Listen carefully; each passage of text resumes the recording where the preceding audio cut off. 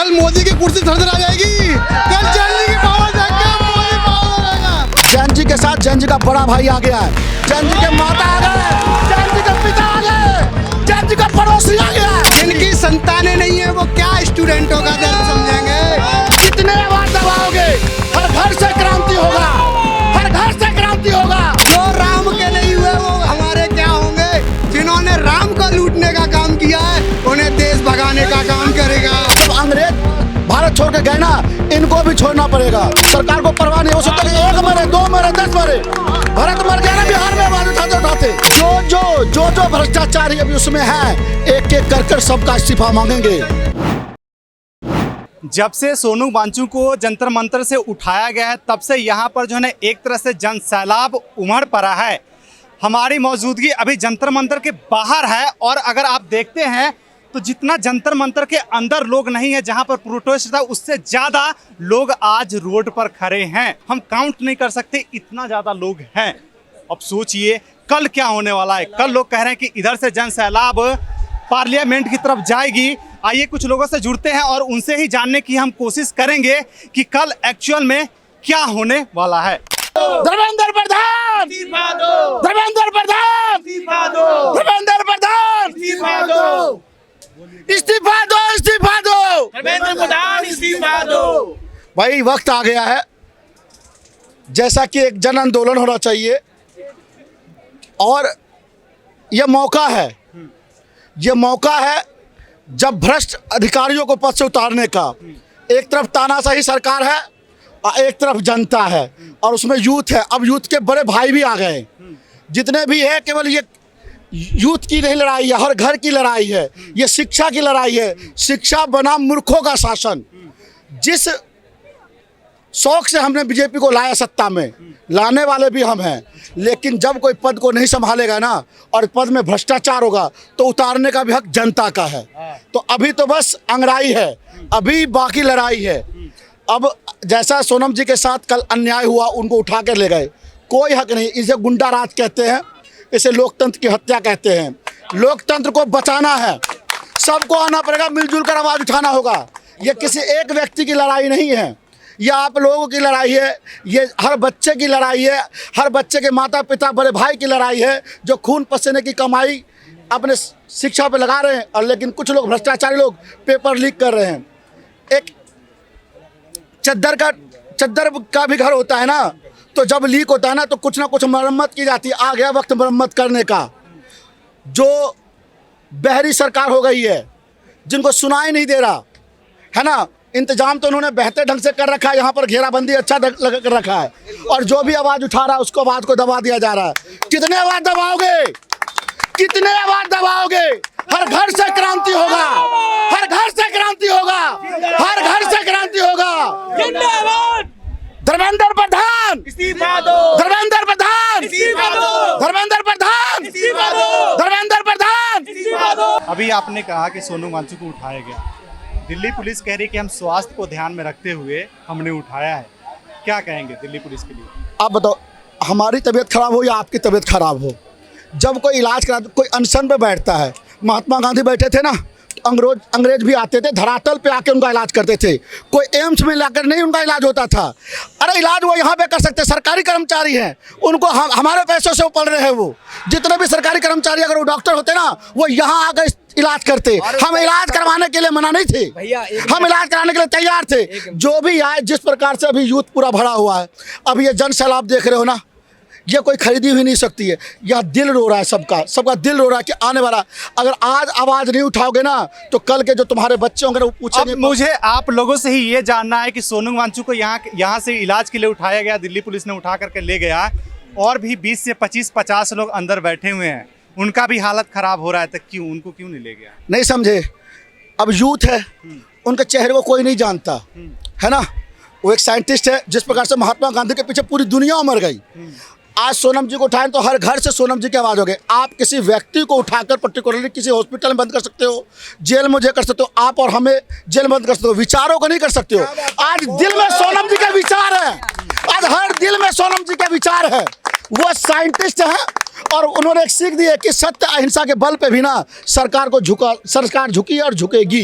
जब अंग्रेज भारत छोड़ के गए ना, इनको भी छोड़ना पड़ेगा। सोना वांगचू।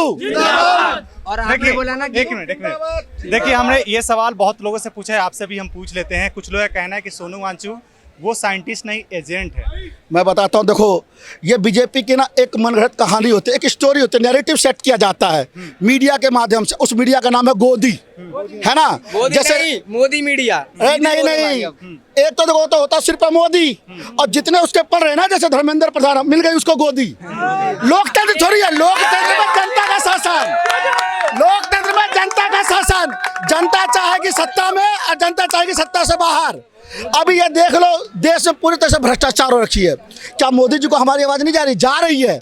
ये जो अभी आए हैं आंसू गैस के लिए, और ये जो पानी का आया मंगाया, किस लिए मंगाया है? कि कहते नहीं है कि चारों तरफ अंधेर मचा है, चारों तरफ अंधेर मचा है, पानी महंगा सस्ता, आज विद्यार्थियों का खून सस्ता हो गया। सरकार को परवाह नहीं हो सकता कि 1 मरे 2 मरे 10 मरे। भरत मर गया ना बिहार में, आवाज उठाते बड़े बड़े बदमाश, बड़े बड़े गुंडे जिनके पास पिस्टल होता है वो चल रहे हैं। हाँ जी बोलिए। वही तो हर चीज में महंगाई है। हमारा फिर महंगाई से लेना देना नहीं है। अरे कम से कम जो एजुकेशन है, जो रीढ़ की हड्डी है, अगर आपकी रीढ़ की हड्डी तोड़ दिया जाए, क्या चल पाओगे आप? क्या दौड़ पाओगे? आज वो एजुकेशन को तोड़ कर ना रीढ़ की हड्डी तोड़ना चाहते हैं कि बच्चे आवाज ही ना उठाए। लेकिन लोकतंत्र में ना अब जैन जी के साथ जैन जी का बड़ा भाई आ गया है, जैन जी के माता आ गए, जैन जी के पिता आ गए, जैन जी का पड़ोसी आ गया, जैन जी हर राज्य से आ गए। अब हर राज्य से एक ही बात होगा कि धर्मेश प्रधान इस्तीफा दो। और अभी तो धर्मेश प्रधान की बारी है। जो भ्रष्टाचारी अभी उसमें है, एक एक कर सबका इस्तीफा मांगेंगे। सरकार ने अब तक समझ रही थी, सरकार अब तक समझ रही थी कि ये सीजेपी का और स्पेशली सोनम वांगचू का प्रोटेस्ट है। नहीं, अब ये प्रोटेस्ट पूरे देश का है और हर एक वर्ग का है, चाहे वो किसान हो, बेरोजगार हो, युवा हो, या नीट वाले हो, या यूपीएससी वाले हो, हर एक वर्ग का है और ये देश का मुद्दा है। अब ये नहीं कह सकते कि सीजेपी प्रोटेस्ट कर रही है, पूरा देश प्रोटेस्ट कर रहा है। ये गवर्नमेंट। मैं सरकार से ये कहना चाहता हूँ कि सरकार ने सिर्फ एक सोनम जी को हटाया है यहाँ से, यहाँ 1000 सोनम जी पैदा होंगे और ये कल आपको यहाँ से चलते हुए संसद की तरफ दिखेंगे। मैं ये कहना चाहता हूँ, ये निकम्मी सरकार, ये चौकीदार चोर जो चौकीदारी कर रहे हैं, ये अगर खुद को चौकीदार बोलते हैं तो मैं इन्हें ये पूछना चाहता हूं कि आपकी चौकीदारी करते हुए भी पेपर कैसे लीक हो गया? जब आप घर के बाहर चौकीदारी पे बैठे थे तो चोरी कैसे हुई? आप अभी कुछ बोल रहे थे, क्या बोल रहे थे? कल मोदी की कुर्सी थरथर आ जाएगी, कल चलने की पावर जाएगा, मोदी पावर हो जाएगा। कल देखिए जिनकी संतानें नहीं है वो क्या स्टूडेंटों का दर्द समझेंगे? मैं ये पूछना चाहता हूँ, अगर आप एक नॉन एजुकेटेड और अनपढ़ लोगों को कुर्सी पर बिठा दोगे तो वो क्या एजुकेशन का मतलब समझेंगे? इन लोगों ने कितने एम्स बनाए, इन लोगों ने कितने आईआईटी बनाए? मैं आपको ये पूछना चाहता हूँ। ये बताइए, दरभंगा में गेट बना के तो रखे हैं। अरे वो कुछ नहीं बनाया, वो खुद अपना विकास कर रहा है। वो गेट बनाए हैं और वहाँ पर ना इंफ्रास्ट्रक्चर के नाम पर पैसा खाया गया, लेकिन वहाँ पर है क्या? कोई पेशेंट है क्या?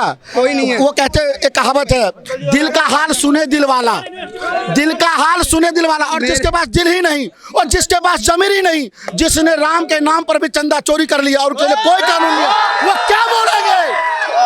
सत्ता पर बिठा जो राम के नहीं हुए वो हमारे क्या होंगे? जिन्होंने राम को लूटने का काम किया है उन्हें देश भगाने का काम करेगा। और मैं ये कहना चाहता हूँ, अगर ये इतने ही स्टूडेंटों का दर्द समझने का काम करता है। एक मिनट, इन्होंने जो भी एक क्वेश्चन आ रहा है, 1 मिनट रुकिए, इन्होंने जो बोला उस पर एक क्वेश्चन आ रहा है। सरकार के कई ऐसे नेता कह रहे हैं कि हमने बनाया, हमने रख ली, तो दूसरों को क्यों दिक्कत हो रही है, क्यों जलन हो रही है? दूसरों का तुम क्या अपने घर से चंदा लेके आए थे? पूरा देश चंदा दिया था आप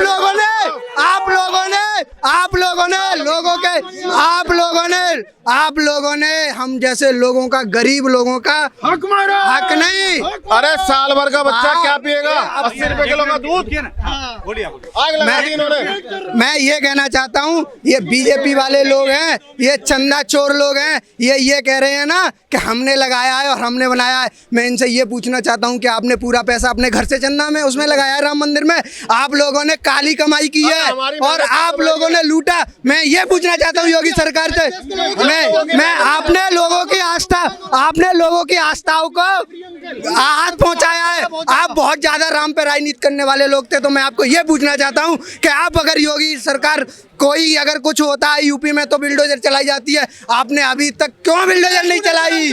SIT टीम बनाई, वो सब लीपा पोती टीम थी, वो उनकी खुद की टीम थी भाई। अरे भाई सारा एक ग्रुप है, वो नहीं जीत पाओगे। नहीं समझे, कैसे नहीं लड़ेंगे? तो वक्त आ गया है, ये जो आवाज है ना, ये आवाज सोशल मीडिया के माध्यम से सब तक जा रही है और अब आ गया क्रांति। अब ये 20 तक मैं कह रहा हूँ मोदी जी सोच रहे हैं कि मैं राम को लेके आया था, मोदी जी सोच रहे हैं मैं राम को लेके आया था, तो वो एक दिन प्रसन्न करते हैं राम जी से। मैं आपको एक चीज बताना चाहता हूँ। श्री मोदी जी ने प्रसन्न किया, हाँ मोदी जी ने प्रसन्न किया राम जी से कि भगवान ये मुझ पे कौन सी आपत्ति आ गई। तो भगवान ने कहा जब तूने मुझे नहीं छोड़ा, जब तूने मुझे लूटने के लिए नहीं छोड़ा, तो अब मैं तुझे कैसे देख लूं? तो अब अपनी आपत्ति अपने आप के झेल। तो वही हो गया है भाई मोदी के। जी मैं कहना चाहूंगा ये जो इन्हें जोक मारने से दिक्कत होती है, जोक से ऑफेंस होते हैं। इन्होंने देश का जोक बना दिया, उसका क्या करें बताइए? इन्हें जोक से ऑफेंस होता है, इन्होंने देश का जोक बना रखा है। और मैं ये बोलना चाहूंगा, मैं देश को जोक बना बिल्कुल गुरु बना दिया। नहीं उनकी थिंकिंग में देखिए, रात को कुछ सुहाने सपने आते हैं, आपको भी आते होंगे, मुझे भी आते होंगे, सबके सुहाने सपने अलग अलग होते हैं। मोदी जी का सुहाना सपना है विश्व गुरु बनना, बन तो पा रहे नहीं बन पाए। मैं बता रहा हूँ देश को विश्व गुरु बना दिया। मैं बता रहा हूँ मेडोली देश से बाहर, मेडोली लेके गए थे विदेश में, वो तो विदेश नीति को मजबूत कर, हाँ वो उतनी विदेश नीति मजबूत हुई कि इन लोगों को जो देश तेल अपने रुपए के आयात पे देना चाह रहा था, वो तेल ये दूसरे देश से डॉलर में खरीदने का काम कर रहे हैं। ये सिर्फ एप्स्टीन फाइल की वजह से ये मोदी का हो रहा है। ये 56 इंच के सीने वाले हैं, ये 6 इंच की सीने वाले हैं। ये मैं ये कह रहा हूँ, ये डरपोक और निकम्मी सरकार है, चोर है ये चोर। 60 रुपए लीटर तेल बिक रहा है यहाँ से जाने के बाद। मैं एक चीज पूछना चाहता हूँ सरकार से ये पूछना चाहता हूँ, सरकार ने ये कहा था, नितिन गडकरी ने हमसे ये कहा था E20 हम प्रयोग कर रहे हैं, हम E20 प्रयोग कर रहे हैं। अगर E20 सक्सेस होता है तो डीजल में और पेट्रोल में पैसे की गिरावट होगी, कितनी गिरावट होगी मैं आपसे ये पूछना। और E20 से किसको फायदा हुआ ये पूछना चाहता हूँ। जिस टाइम E20 चालू नहीं हुआ था उस टाइम नितिन गडकरी के लड़के की कंपनी कितने प्रॉफिट में थी? 23 करोड़ की बस, और अब कितने प्रॉफिट? 2300 करोड़ की। जिन लोगों की डिग्री पे खुद पे क्वेश्चन उठते हैं, वो पढ़े लिखे लोगों की आवाज कैसे सुन पाएंगे? आप बताइए। डिग्री कभी नहीं दे पाए, वो बच्चों का क्या दर्द समझेंगे? अरे ये फेक लोग, ये चौकी चोर, ये चौकीदार है, ये चौकी चोर।